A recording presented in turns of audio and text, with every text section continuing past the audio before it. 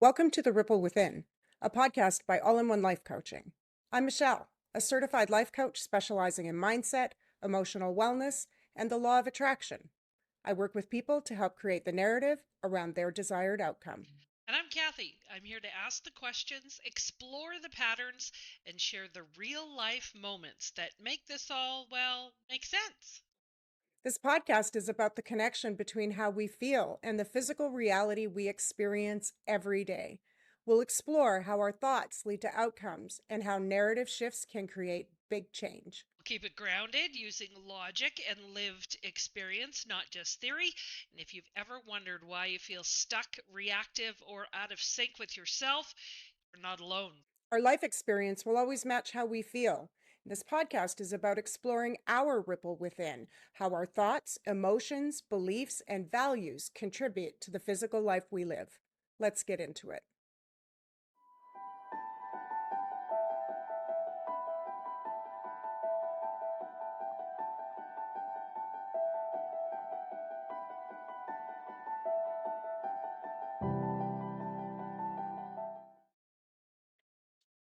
Welcome back, everyone. All right, Kathy, what have you got for us today?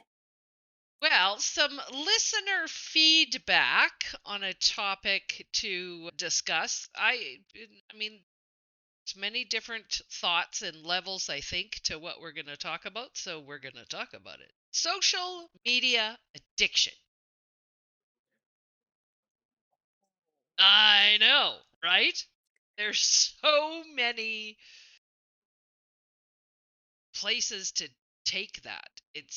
I mean, even in the world today, there are countries banning certain Mhm. apps, if you will, by At least age, age. get age, yeah. Yeah, yeah. Go. Just go. What? Go. Well, so it's interesting because I have a perspective, as we talk about often, that you can't ever take something away and have people jumping up and down for joy for that. Including, there'll be some parents who will be like, this is the greatest thing ever. I won't have to worry about it anymore. And then you'll have some parents going, this is wrong. The government shouldn't be involved. And then we're in this, we have a difference of opinion on how to handle it. So I think the bigger question is what makes social media so addictive? So what about that is making social media addictive? What's happening in our human experience? What is it, distraction? Is it because our brains are moving faster? Is it because technology is simply getting more advanced and we're not necessarily outside playing anymore? Like, what are those other driving factors that are changing this dynamic? If we look in history, we have always been expanding to the next, to the next, to the next, to the next. And I'll use something that we can relatively relate to.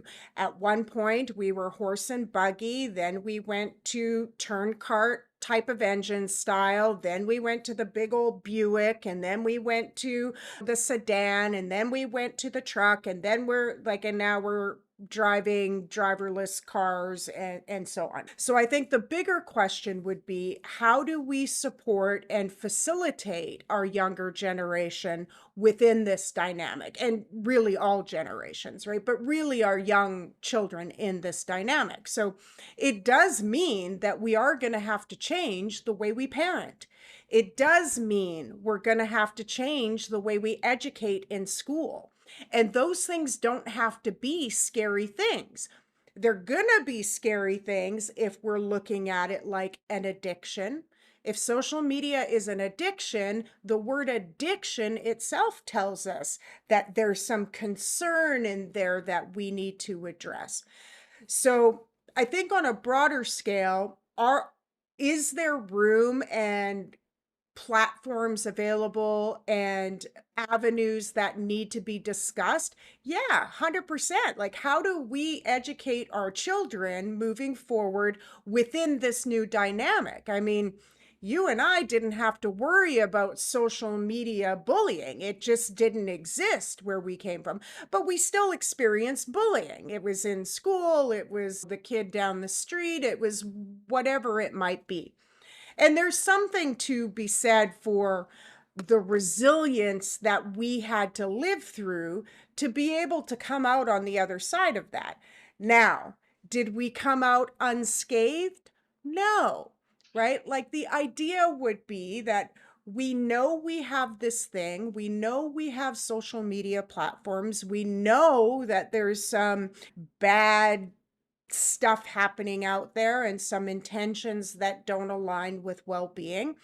We're never going to stop all of that. That's just not what will happen in our human experience because humans be humaning, as we said earlier today.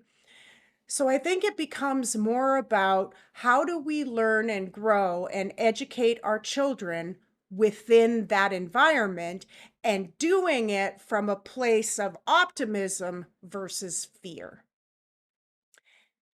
And I think it's tricky, right? Because we generally are teaching within fear, not within control, not within empowerment, not within educating, not within guidance of our children. Right? And that's not something wrong with the parent doing that. It is legitimate to be worried about what your kid is up to, and more importantly, what other people are up to. But the reality is, we can't control what other people are up to.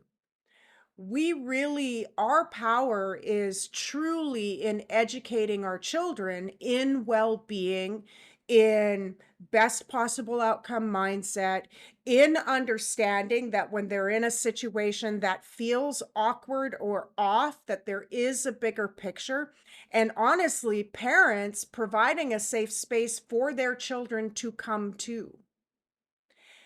Right, and I think it becomes t talk to me a little bit there, I feel like you were gonna say something? Yeah, I think two things come to mind for me with social media and well-being. We've talked before about, five things that you can Mhm. go to that you're grateful for or blessed for, or if you feel like you just want to wallow for a little bit, maybe you want to watch a funny video to kind of get Yeah, you. So I've done it, right? I like the puppy videos. I go watch puppy videos and I'll watch some cat videos, and then it's gone. Do you know what I mean? But I also yeah. know people that you can go out for, a nice dinner or whatever, and they choose to not socialize as opposed to spending time on their phone, right? So, Well, so then it becomes, what is the socializing that they're not taking part in? And I think again, it's something that becomes a little bit tricky because if we have a 10-year-old who is wanting to do whatever 10-year-olds do nowadays, and then we have adults adulting, it's a tricky kind of ask to a child to say, "Hey, I'm having this conversation over here. I want you to get off your phone and I want you to come take part in this conversation." So we can't stop them from doing something. We have to begin doing something else. And it might be, we're going to set family time. We're going to commit an hour and a half every evening to dinner together at the table, and we're going to have broad conversations. But more importantly, we are going to ask them for their opinions. yeah, yeah, Children are often, we dictate to our kids. We tell them how they should feel. We express our belief systems on them. So it's easy for children to get online and find somebody who's going to agree. And we know enough to know, and this is just logical, not even children. Every adult will do this too. Who are you going to? Somebody who agrees or somebody who disagrees? yeah, We're running to the one who agrees, yeah. Feels better. right? So I think there's a lot of levels of how much control the parents really do have in this dynamic. But I also think that that's a way for us to adjust our education system and learn about this and grow and educate differently. So within school systems, that we are teaching about emotional intelligence. Their children know, they know when something is off. They know it.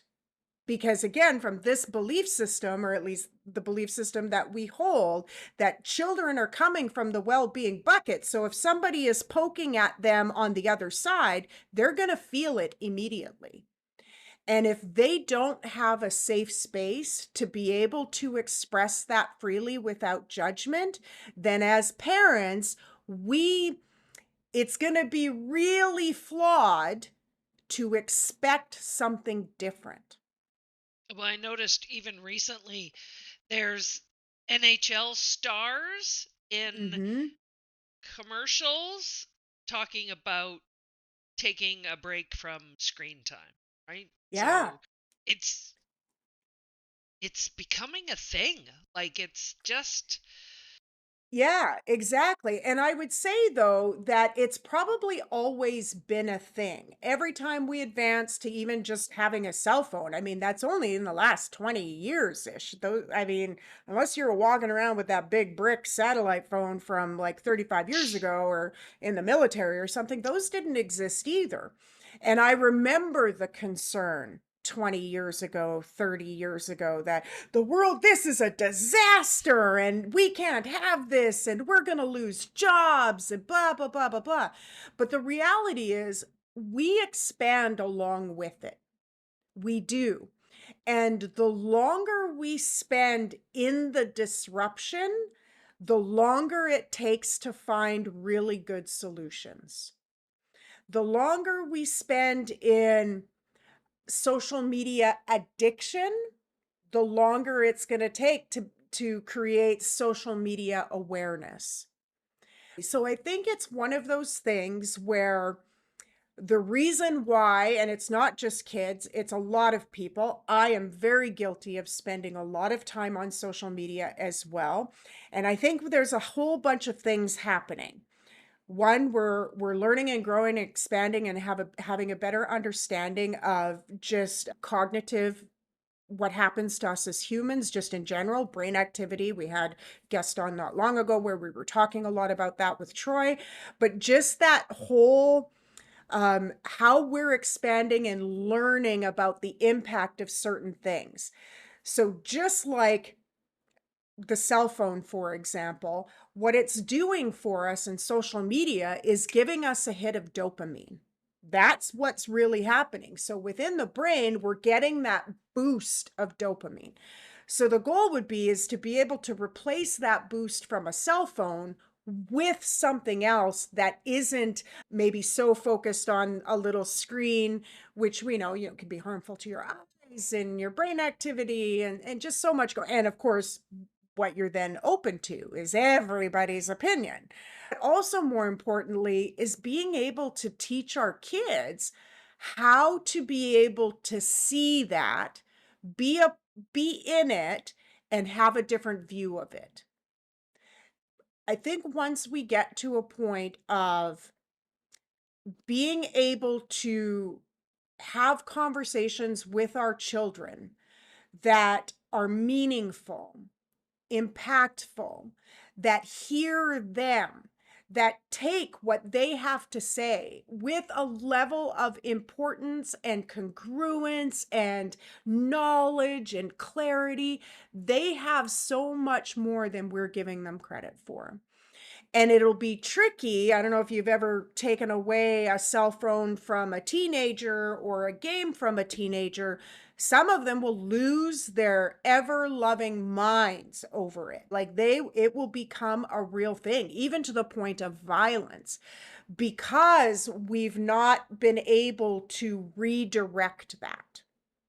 And just like in social media, we need something else to redirect it to, but that is in a child's own awareness of their best interest.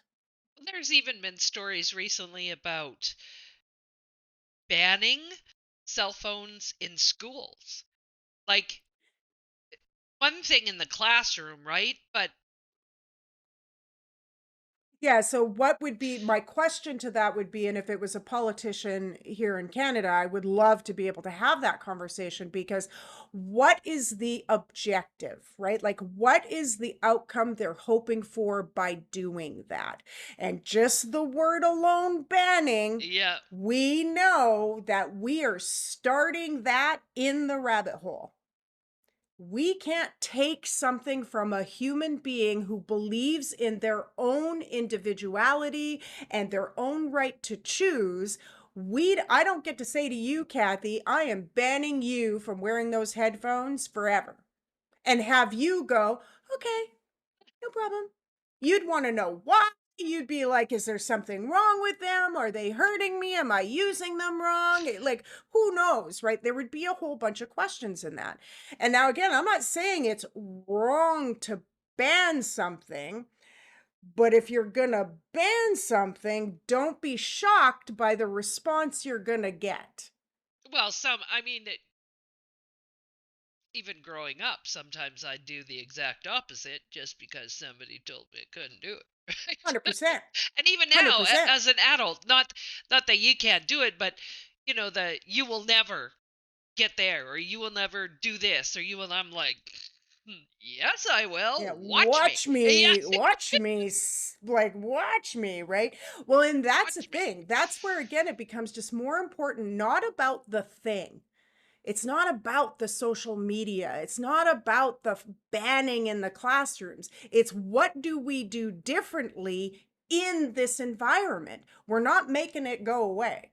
No. As a matter of fact, I mean, if we go back and watch movies like things like Terminator and Collateral Damage and The Jetsons and Futurama, we are going way further than just having a device, right? Like we are going beyond that. We are going into holographic and creating things that aren't even going to need that. So what are you going to do? Lock your kid in a bubble, It right? Are we reminds going me to of a funny tell story. me?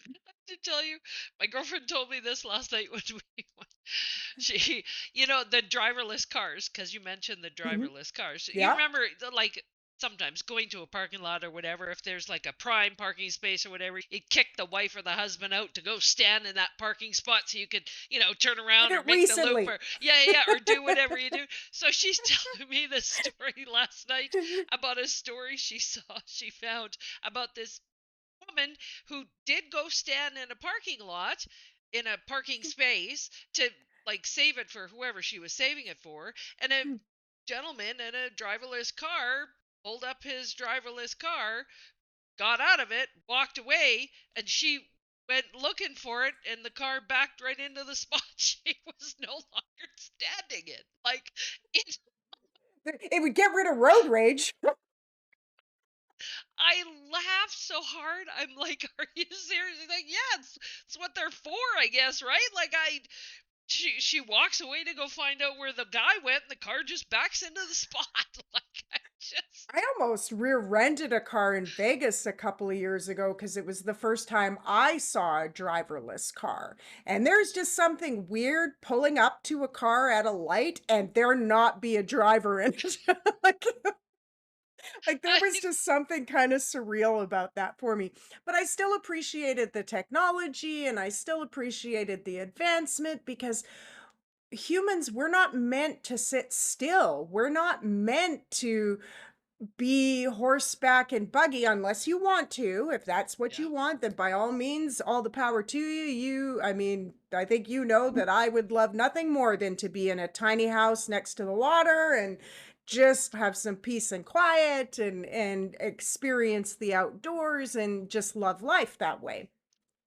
But it's not going to prevent a generation of people from wanting more. What else can we create? What else can we design? What else can we build? It would be so much easier if we had healthy, happy people, then we would never have to worry about any of that other stuff. But just looking at our current environment, and it does not matter which country you are in or where you are on this earth, there is a difference of opinion of how we should run things. As you know, I'm always going to what's the best possible outcome? Is it in the best interest of all that is, including myself? And does my behavior match? So, from a government level, the ones that have been elected to our government to run our country, then yeah, I want you to be ethical. I want you to be honest. I want you to be looking at a bigger picture. I want you to be considering the protection of all, not one over here, not this over there, but just kind of the whole bucket. And I think if we all just simply lived by a code of, is this really in the best interest? So, is it really in the best interest to ban cell phones? And it might be, but I'd like to know the why behind that. So, what would be driving that? Is it in the best interest to have an age limit of social media? Now, it might be, it's not necessarily the platform, it may be about the measures to monitor the platform, and it maybe it's punishment. Like maybe it's that's flawed. I'm getting smacked for Yes. that a little bit. Maybe it's the consequence, not necessarily the punishment itself, but the consequence to the ones who are not respecting our children. Maybe that's the bigger picture, not the banning of the tool. Yeah. It, I yeah. I I agree. Yeah. I think parents, do you have advice for them to turn children's attention away from their devices few hours a day, couple hours a day? Does it would need to be something equatable Yeah. to screen time? I would say whatever. So it's tricky because it's not really advice, but it's a suggestion, right? Right. So I would say that if you have a child who is paying attention a lot to specific videos, for example, because the algorithm will tell us, because you'll just keep getting more and more and more, then we need to somehow get that kid involved with what that really is on a bigger picture. So if a kid is really enjoying watching funny animal videos, then I would be encouraging them somehow to be taking part in the creation of a funny animal video. And that might include volunteering at a shelter. That might include family night going to the park. That might include education on a subject, signing them up for classes if you can, or seeing what's available online, because there is something drawing children to that. I mean, one, it's a distraction, right? And I feel like our children's brains are moving even faster than what ours did because we're just developing faster. Things are at our fingertips. Kids are smarter than they've ever been. It's And tr- right, like we're not going to ask them to go backwards. That would be like me saying, "Hey, Kat, I'm taking away that awesome little car you have, and here's your horse and buggy back." I mean, I do. And that's the same thing with kids, to have an expectation that we can introduce them to something and then take it away because as adults we can't manage ourselves well. That's a slippery slope.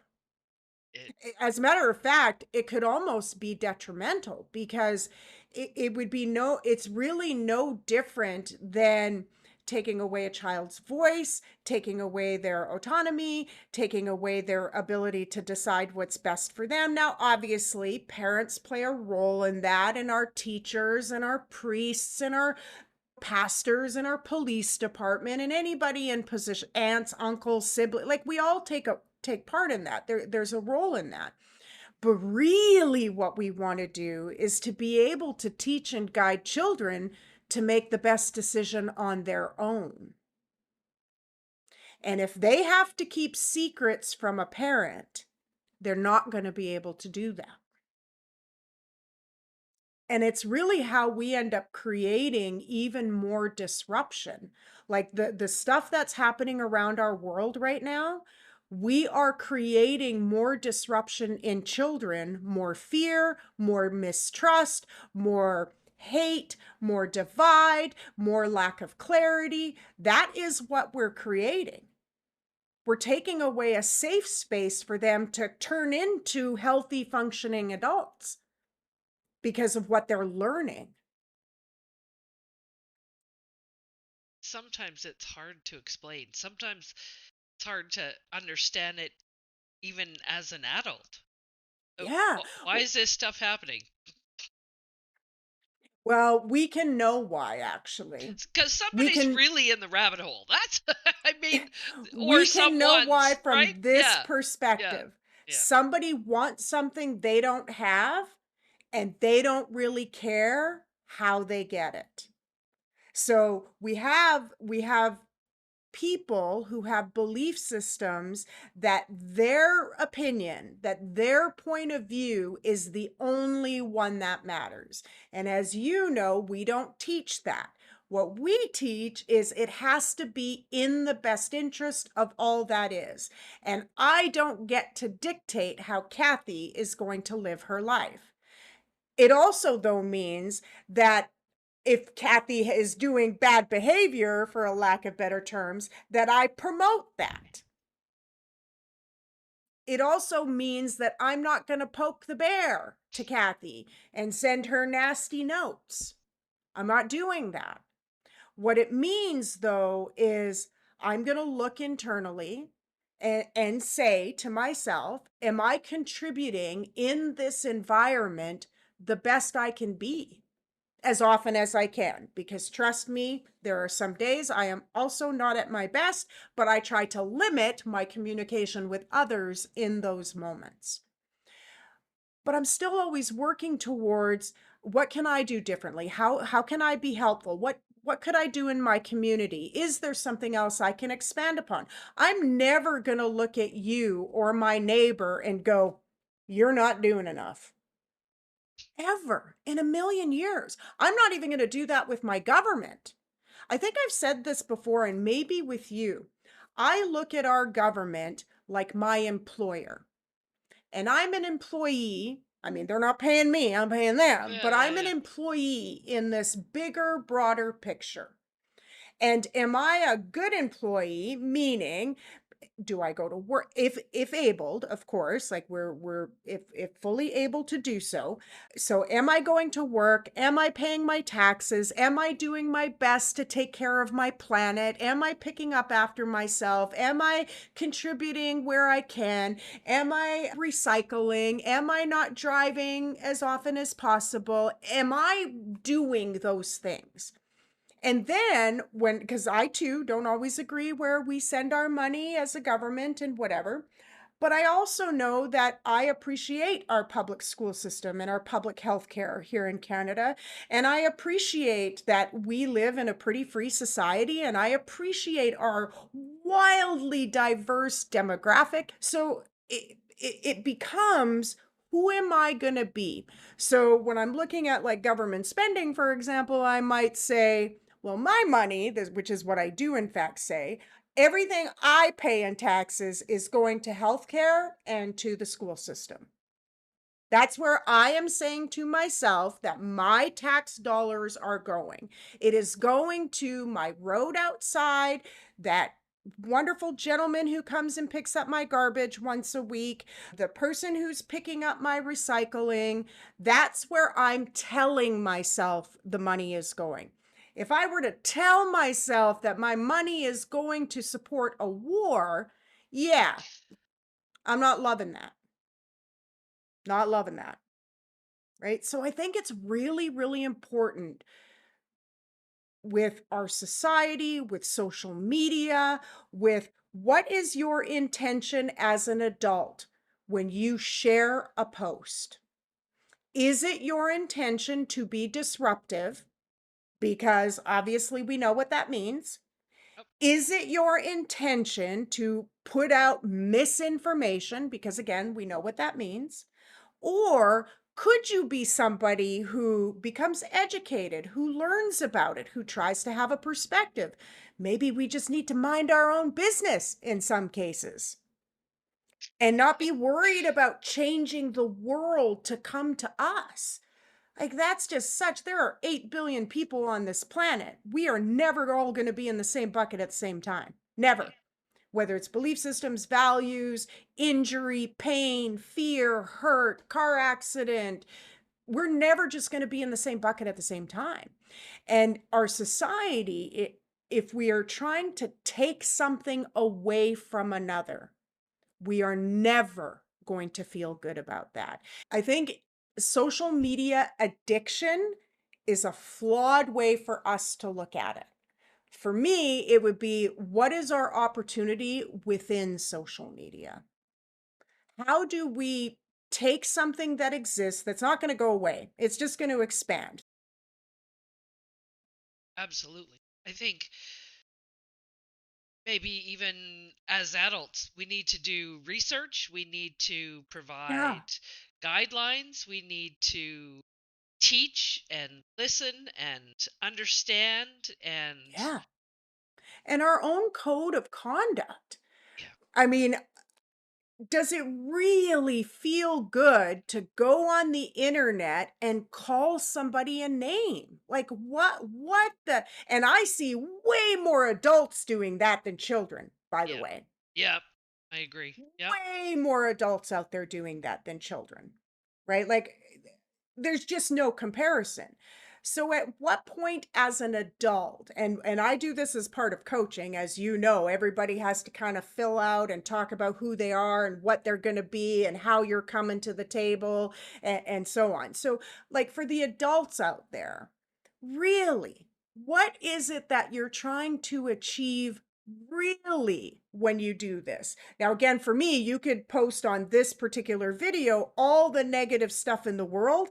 It is not going to bother me one iota, right? Because I can know some things about it. I can know that, first of all, you have a right to your opinion. You do you. But I can also know that when it's coming from the rabbit hole, you're in the rabbit hole. There's no reasoning with rabbit hole. Can't reason with people who are in the rabbit hole. It's not possible. The bigger question is, first of all, for us adults, really looking internally about how we're taking part. Social media addiction with children. If we want our children to do something different, then we need to lead the way for them to come. Not by demand, not by taking away, not by preventing, but what else is there? And in an environment that it's expanding exponentially fast with AI technology, we are either going to get on board or we will get left behind, because that's not going to stop because 50% of the population goes no. It's not stopping. there is power in being empowered and empowering our children and empowering ourselves as adults. Adulting is hard, damn it. Adulting is hard. Well, I Adulting have is a hard. question for you. The original question was, or conversation that we were going to talk about, is social media and the addiction of it. And I know you had somebody come to you with that. So their perception of it, we can know, is that they're deeming it as like an Addiction. addiction sort of thing and a problem thing. So how would you now, based on the conversation we had, how would you now respond to that if somebody else said to you, "Oh my God, Kathy, what are we doing about this social media addiction thing?" Social media awareness. You said it earlier. I think that is perfect. And then take it from there, right? Yeah. Guidelines and empowerment and Educating and teaching. distraction and if this isn't what you want, then the opposite end of the stick must be what you want, even for your children. 100%. 100%. Yeah. So find Well, that. and Yeah. Yeah, and we Yeah, could take it even a step further. If somebody were to say to me again outside of this platform, like, "Hey, Michelle, what do you think of that social media addiction thing?" My initial response to that would be, I really need to make sure that however I'm contributing is from well being. like that. Yeah. Because I can only affect what I'm doing. Now, there's a byproduct, as we talk about, there's a ripple effect to that. And I'm not saying I don't see posts that don't irritate me or, I mean, I don't know, everybody else with this darn monkey in Japan and stuff is like, I'm so addicted to this monkey right now. This monkey that's being bullied by other monkeys. There's all of these people just all over it around the world over a monkey. And I'm like, this happens to our children day in and day Yeah. out. And I'm like, but we care about this monkey. And I'm not saying people don't care about Yeah. children. We do, we do, we do. What I'm saying though is we can tell based on that example alone that there is empathy amongst humans and there is a sense of right and wrong, even though we don't really like those terms very much. But that does exist. We know better than to call somebody a name. We know better than We that. should. I agree. On a Yeah. positive note, let's end it on a positive note. Always. Always social media awareness. Yes. Any last tips? Again, let your be a space for children to be able to be open and honest with. That's going to be my number one tip. Oopsies. Number two, love everyone. Just spread more love around. And if you feel like your government or your neighbor or somebody is doing something wrong that you don't like, then you focus on what you can do differently to make your world better without hurting another. Be Because kind. we don't get to take from someone else to feel better. It might feel better for a minute, and we've used that analogy before, but you will forever be looking over your shoulder. And that's not living in peace. What about you, Kat? What have you got for us? I got goosies. That's what I got. I be kind. Yeah, It simple little things. Opening a door, waving, saying hi to somebody, smiling. It's it's simple big. little things. Simple It's little big. things that can be big for sure. So much to talk about. If any our listeners want to leave any comments or topics you want us to discuss, please leave them below. Like and subscribe. Until next time. Thank you, everyone. Thank you, Kathy.